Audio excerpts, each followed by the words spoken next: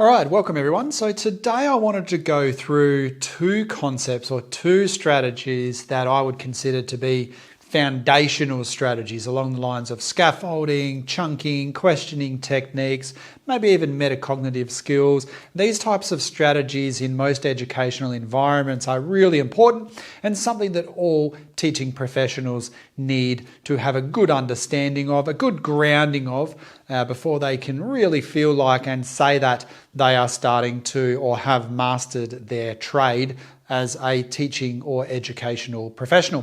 Now, even if you don't use these two strategies all the time, depending on the reason for why you're in a classroom, who you're teaching, the organisation you're with, you at least do need to be aware of it, because I can't think of many instances in which a teacher, a coach or trainer wouldn't use these strategies at some point. And in fact, I think the great majority of teachers will use these strategies, including teacher aides, will use these strategies day in, day out, whether it's teaching a whole class, whether it's teaching a small group, or whether it's teaching an individual student.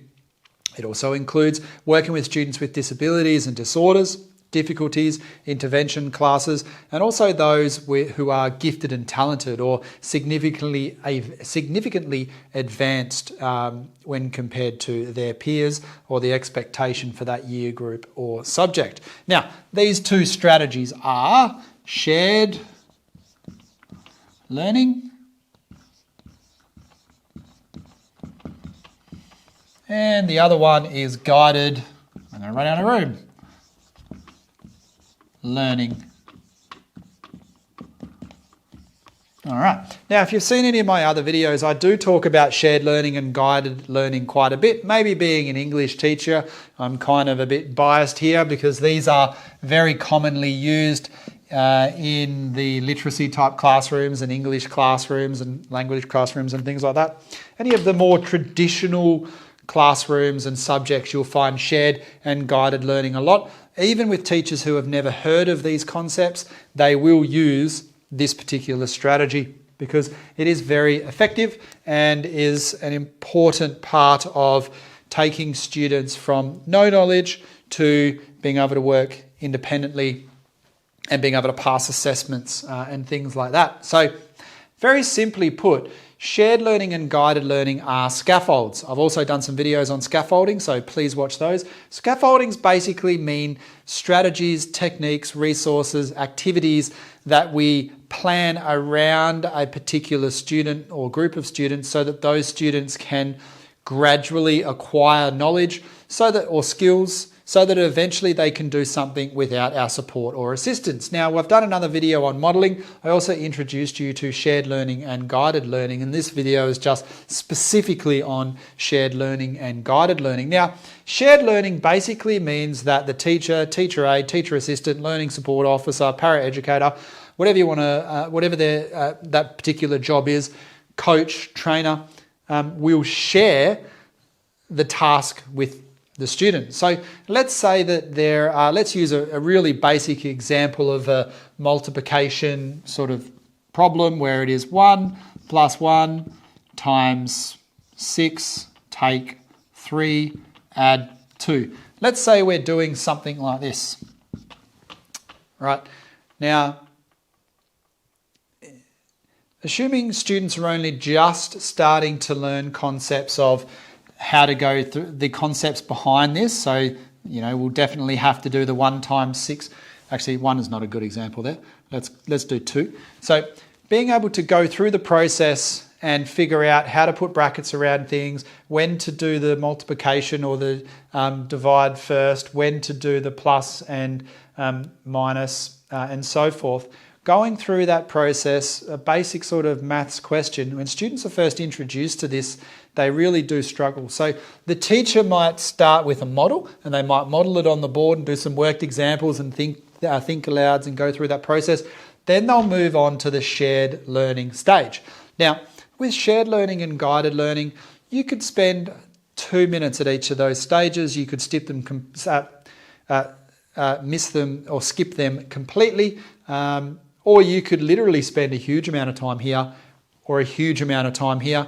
Quite often I find that as with a lot of these strategies, you actually use them in combination with each other and you move backwards and forth. So while it's important to understand that they are separate, because as humans we like to categorize things so that we can talk about them and make sense of them, but in actual fact you kind of use a combination of both in many instances, and you go backwards and forth between the two, particularly if you use shared learning as a worked example to help a group of students, but then you start circulating. You might, for some students, continue with the shared learning, whereas with others, but more of on a one-on-one scenario, whereas other students you'll go directly to a guided learning type scenario. So, okay, if you were to help students work through this in a shared learning fashion, you would be wanting to get them to do as much of it as possible. So the first thing you would probably ask them to do is to identify what these brackets are for, why you've added them in, why do they go there,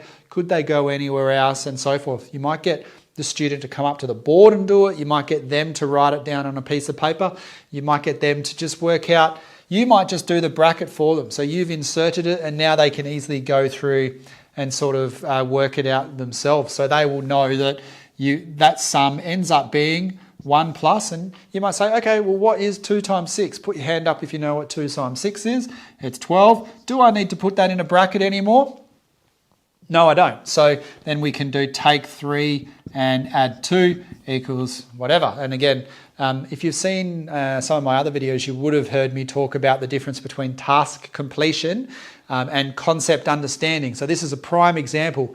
Getting that answer there is completely irrelevant. I don't care about that. As a teacher, most experienced teachers will not give a care about that particular, about that answer. It's completely irrelevant. So once you start working in the education world, these answers are not that important. It's understanding this that's important. And in fact, getting this bit right, 3 plus 2, for example, is not that important. Your goal here is for students to understand how to do the whole bracket thing, whether that's in their head, and how to then multiply that out and to create that second type of formula there, or not formula, that the second problem that they need to go through and work out. So they understand the concept of multiplication and division and BIMDAS, as they call it. I'm not sure if they still actually call it that. I think it changed. But anyway, it's been a while since I taught middle school maths. So that's a way that shared learning could work. And this is a perfect example of what we call a worked example. And we'd use think alouds as well to go through the process. So you can see how it's the next step across from actual modelling. Because with modelling, I would do that whole thing and I really wouldn't ask for too much input. I might ask for a bit of input, but I would be explaining it and effectively doing the whole thing.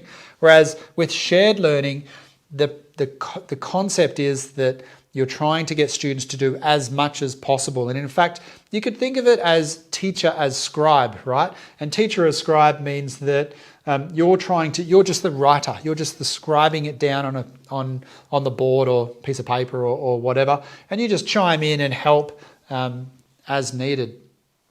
But with shared learning, the teacher is doing aspects of it. So you're actually helping out. You might do and add the brackets. So you'll go through and add the brackets in. So, and you might even do, say, that particular part there and then get students to do the rest. So that could be the first 1 or 2 worked examples that you do.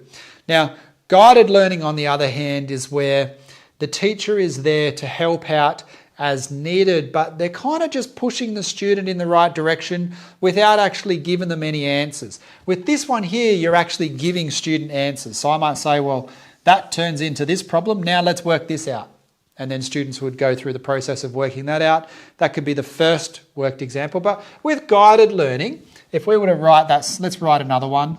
3 plus 6 divided by 2, add 4 divided by 2.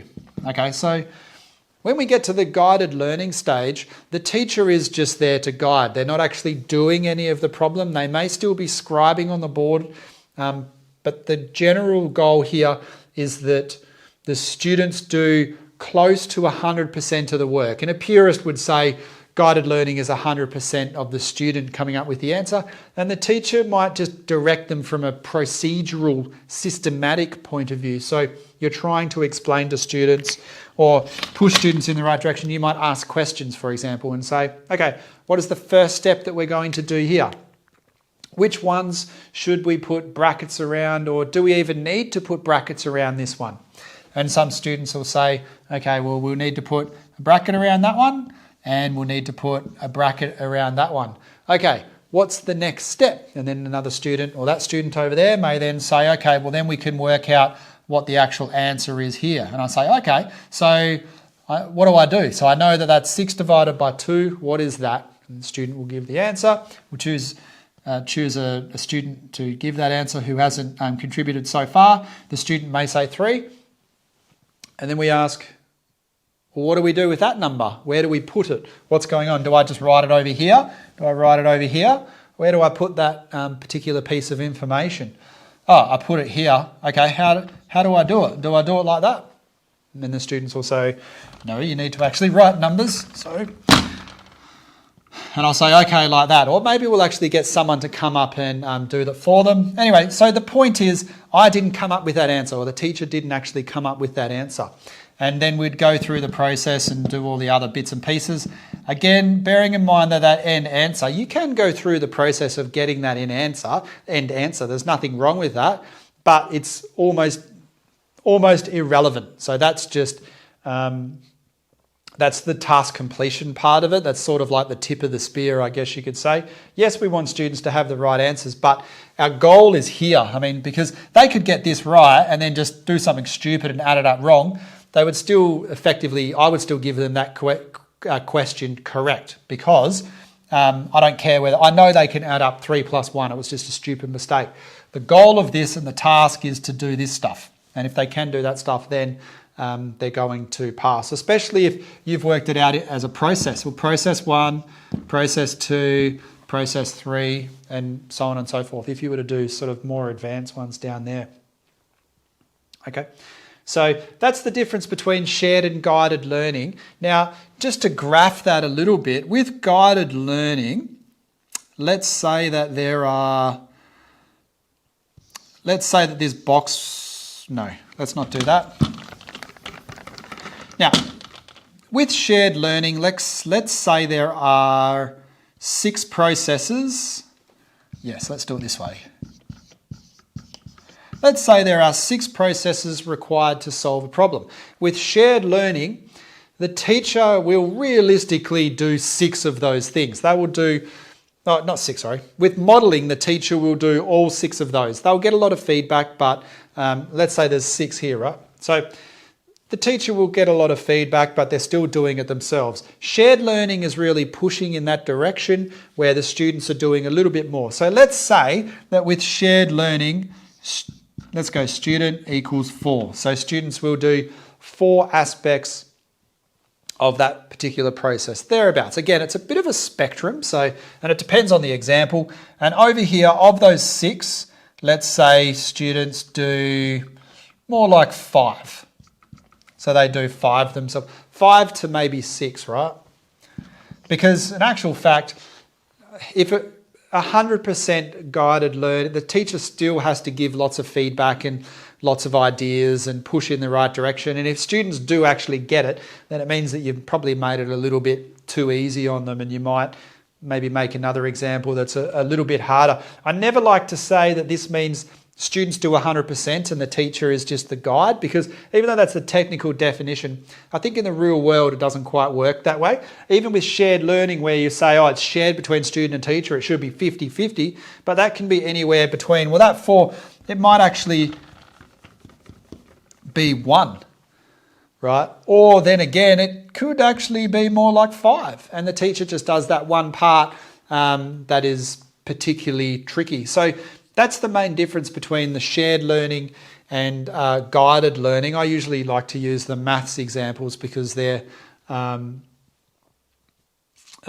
the easiest to understand as far as the difference is concerned. Now, there's just one other thing. I just touched on that a second ago. Sorry, this whiteboard doesn't erase very well. It's about 12 years old or so. Now, from modelling at the start, which is our first scaffold, right? And then we've got shared learning, guided learning, independent learning, and self-directed learning. Now, this is what we call a spectrum. So it starts here, and the amount of work that a student does, let's say the percentage of work for a particular activity that a student does here starts at, say, 0 and ends over here at, again, I never like to give absolutes, but let's say 100%, right?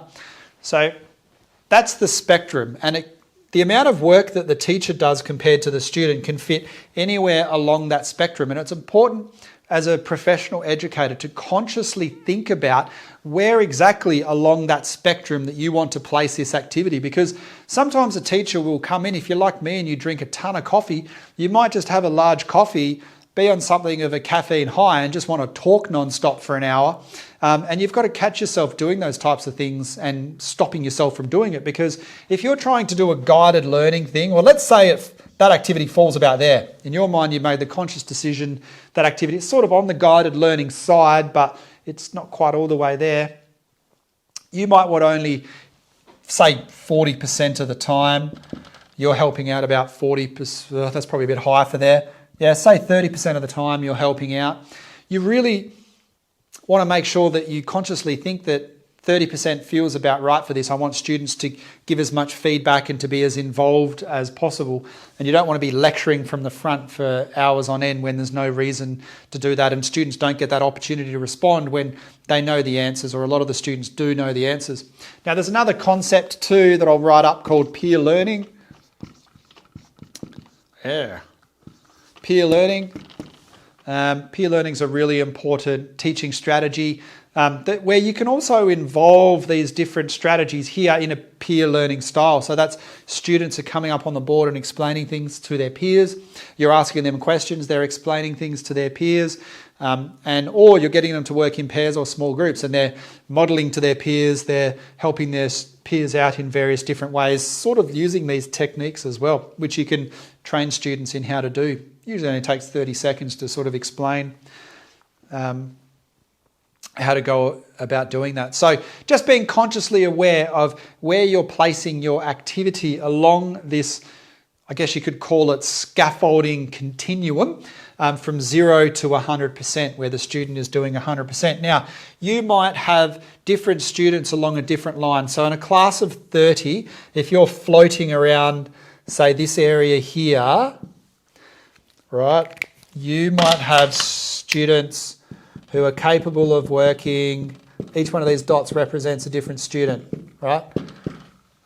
In a typical class, bell curve type class, that's, I don't know how many dots I've got there, but each one of those dots represents a student and where they are capable of learning. So using what we also call differentiated instruction, which is another video for you to look up. We try and do things in a way that gives all of these different students an opportunity to respond and to contribute and to work at their level, so that that student there can improve to there, that student there can improve to there, that student there can improve to there. Now, wherever they're at, they always have that opportunity to improve. Now, that's called a developmental curriculum, or a developmental curriculum, so that no matter where you start, you've got that opportunity to move in the right direction. And even these students here, they should be moving in the right direction as well. So I don't like using 100%, because there still should be expert feedback here to help that particular student improve or learn something that they haven't learnt before, or become better at what they're doing in some different way. Now, because you have students spread out across there, you're obviously going to aim to have that activity here. But when you're asking questions, these students, you may use Bloom's taxonomy and decide that that is a basic knowledge question that this particular student can ask, a very simple question. They might do the, the 3 + 2 or something like that. Whereas these students over here, or say your average student here, they might be the ones where you're getting them to respond to where the brackets are here. And these students here might be the ones where you're asking for, I don't know, you might make it a little bit harder for them, where you might go 2.5, for example, or whatever. So there's various different things that you can do there to expand, very simply expand, not only expand their knowledge, but also give all those students, regardless of where they sit on that continuum, the ability to respond and to interact. So that's just talking about shared learning and guided learning, this particular video, but it sits within a framework of that continuum, which is what we call the level of it, or what's commonly known as the level of instruction. It's been around for 30 or 40 years. It's the basic universal way of delivering a lesson, whether it's you're teaching kids how to drive or you're teaching adults how to do surgery or whatever. The level of instruction is pretty much a common way of going through things, because you really don't want to skip any of these. You can, obviously, if you do it, if you've got a good reason to do it, but generally speaking, if you're teaching someone surgery, for example, you wouldn't get them to start, certainly wouldn't get them to start at independent learning, and you probably wouldn't even get them to start at guided. They'd really need to watch it on videos or something first. So even at that higher sort of level where you've got super smart people learning how to do things, they still start way back here. So if you're teaching year 2 or 3 kids how to do this, they're certainly going to start back here and go through and follow that process. So that's shared learning and guided learning and all the bits and pieces around it. Please watch my other videos, such as those on explicit instruction, because there's a lot of this in there. Pair and group work, whole of class activities. There's lots of other videos that I've got that are quite important, that focus on different ways or different strategies that can be used in combination with these different strategies here, because we never use teaching and learning strategies on their own or independently or in isolation. They are always used in combination with at least 5 or 6 other strategies. So that's shared learning and guided learning as it fits within the level of instruction in a universal lesson or activity plan.